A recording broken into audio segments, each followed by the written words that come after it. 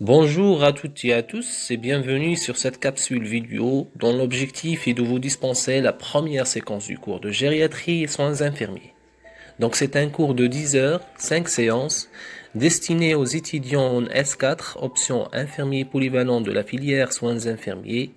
Il permet aux étudiants infirmiers d'acquérir un certain nombre de savoir-faire, savoir-être en matière de gériatrie et soins aux personnes âgées, tout en intégrant les différentes connaissances déjà acquises dans d'autres modules, tels que la psychologie, la communication, les pathologies et soins infirmiers, ainsi qu'une expérience en matière de prise en charge des personnes malades et de planification des soins. Pour les compétences visées de ce cours de gériatrie et soins infirmiers aux personnes âgées, il vise à inculquer et à développer chez les futurs professionnels la connaissance des différentes caractéristiques normales et pathologiques du vieillissement, la capacité de participer à une prise en charge globale de la personne âgée en matière de soins infirmiers curatifs, préventifs et éducatifs, la compétence d'apporter aide et conseils aux familles des personnes âgées souffrantes. Pour les objectifs, il y en a des objectifs théoriques et des objectifs pratiques. Pour les objectifs théoriques, définir les concepts liés à la gériatrie, décrire les effets du vieillissement sur les différents appareils, décrire les principaux troubles liés au vieillissement, apprécier les principes de base des soins infirmiers en gériatrie et aux personnes âgées, décrire les symptômes spécifiques aux personnes âgées et les conduites à tenir. Quant aux objectifs pratiques, l'étudiant doit être capable d'exécuter les soins infirmiers spécifiques à une personne âgée, assurer le soutien psychologique de la personne âgée, accompagner la personne âgée en fin de vie et enfin établir un plan de soins pour une personne âgée. Pour le plan, une introduction, définition des concepts, les effets du vieillissement sur l'organisme, les principaux troubles liés au vieillissement, les principes de base des soins infirmiers en gériatrie aux personnes âgées, les interventions infirmières et les conduites à tenir aux personnes âgées, les soins spécifiques aux personnes âgées handicapées, le soutien psychologique de la personne âgée, l'accompagnement de la personne âgée en fin de vie et enfin une conclusion. Pour introduire, le mot gériatrie vient du grec géron qui signifie vieillard et iatrie qui signifie médecin. Donc la gériatrie est la discipline, bien la spécialité médicale des soins aux personnes âgées. Il ne faut pas la confondre avec la gérontologie qui est l'étude du vieillissement. C'est seulement au XXe siècle qu'on a commencé à considérer les soins aux personnes âgées comme une spécialité en elle-même.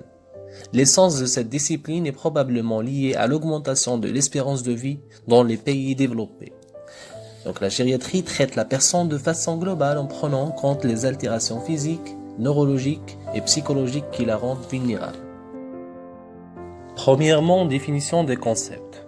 Donc il y en a plusieurs concepts qui sont en rapport avec la gériatrie. Tout d'abord, on commence pour faire la distinction entre deux grands concepts qui sont la gériatrie et la gérontologie. Pour la gériatrie, c'est la discipline médicale qui prend en charge les personnes âgées malades, alors que la gérontologie est la science qui étudie le vieillissement dans tous ses aspects, biomédical, socio-économique, culturel, démographique, etc. D'autres concepts qui sont liés à la gériatrie, vieillissement, donc c'est l'ensemble des processus physiologiques et psychologiques qui modifient la structure et les fonctions de l'organisme et s'accompagnent d'une diminution des capacités fonctionnelles de l'organisme. La sénescence qui définit le vieillissement normal, physiologique au cours de l'existence de l'individu, et la sénilité qui identifie la détérioration physique et intellectuelle chez un vieillard. Donc la sénescence, c'est un vieillissement normal physiologique, alors que la sénilité est un vieillissement pathologique. La vieillesse. La vieillesse connaît plusieurs définitions. L'OMS retient le critère d'âge de 65 ans et plus. Une définition sociale utilise l'âge de cessation de l'activité professionnelle, ce qui revient à entrer dans la vieillesse à 55-60 ans. La personne âgée. C'est une personne qui a plus que l'âge moyen des personnes du groupe où il vit. On parle de seniors de 55 à 69 ans, de vieux de 70 à 79 ans, de vieillards au-delà de 80 ans. Le vieillissement réussi, ce sont les modifications liées à l'âge qui n'atteignent jamais le seuil d'insuffisance d'organes. permettant de garder une autonomie complète dans la vie quotidienne. La longévité, c'est la durée maximale de la vie observée pour une espèce donnée. Pour l'espèce humaine, c'est 122 ans. La dépendance, il se traduit par une incapacité pour l'individu d'accomplir seul certains gestes de la vie courante. Il accompagne assez souvent le vieillissement. Ce sont les problèmes locomoteurs, sensoriels ou psychiques. Les effets du vieillissement sur l'organisme.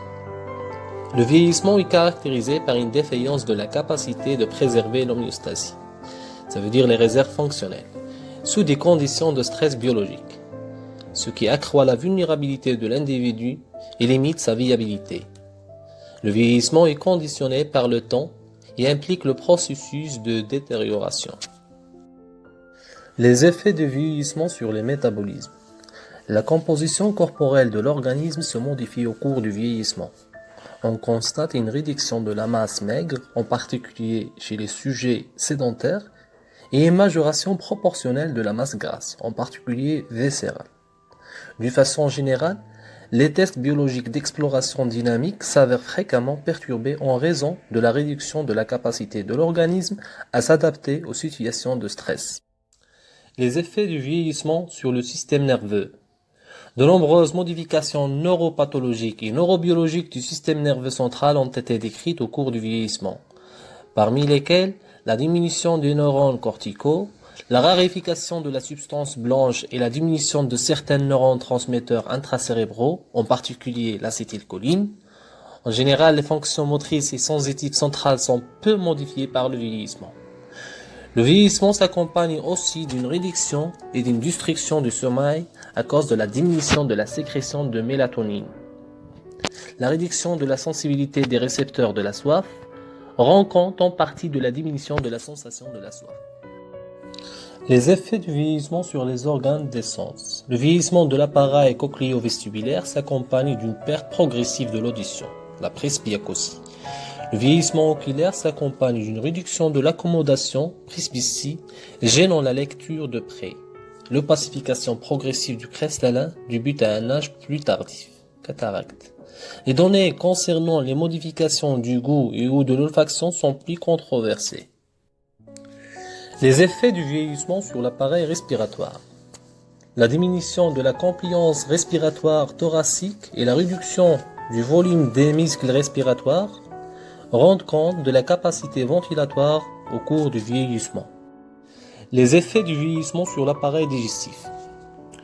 Le vieillissement s'accompagne de modifications de l'appareil bucco-dentaire, une diminution du flux salivaire, une diminution de la sécrétion acide des cellules pariétales gastriques et d'une hypochloridrie gastrique. Par ailleurs, le temps de transit intestinal est ralenti chez le sujet âgé par diminution du péristaltisme. Les effets du vieillissement sur l'appareil locomoteur. Le vieillissement du muscle squelettique se traduit au plan histologique par une diminution de la densité en fibres musculaires, au plan anatomique par une réduction de la masse musculaire, au plan fonctionnel par une diminution de la force musculaire. Le vieillissement osseux se caractérise par la réduction de la densité minérale osseuse.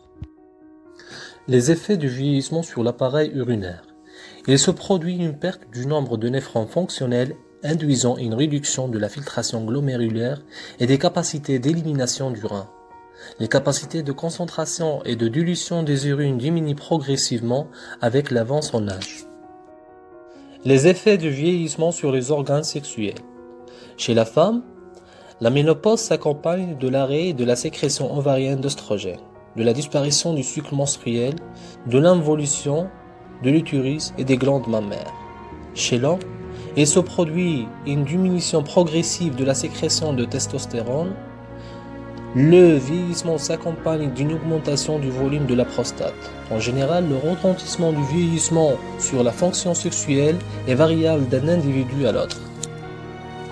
Les effets du vieillissement sur la peau et les fanères. Les fanères, ce sont des productions épidermiques apparentes. Les principaux fanères, ce sont les cheveux, les dents et les poils. Donc le vieillissement cutané intrinsèque est caractérisé par une altération du tissu élastique, un épaississement fibreux du derme, un aplanissement de la jonction dermo-épidermique et une diminution du nombre de mélanocytes. L'activité des glandes sébacées et sédoripares diminue, contribuant à une certaine sécheresse de la peau. Les effets du vieillissement sur le système immunitaire. La réponse immunitaire humorale est globalement préservée chez la personne âgée. En revanche, les réponses immunitaires à médiation cellulaire sont diminuées, notamment celles impliquant les lymphocytes T. En guise de conclusion, le vieillissement est caractérisé par une diminution des capacités fonctionnelles de l'organisme, rendant ce dernier moins apte à s'adapter à une situation de stress biologique. Voilà, c'est tout pour cette séquence et merci pour votre attention.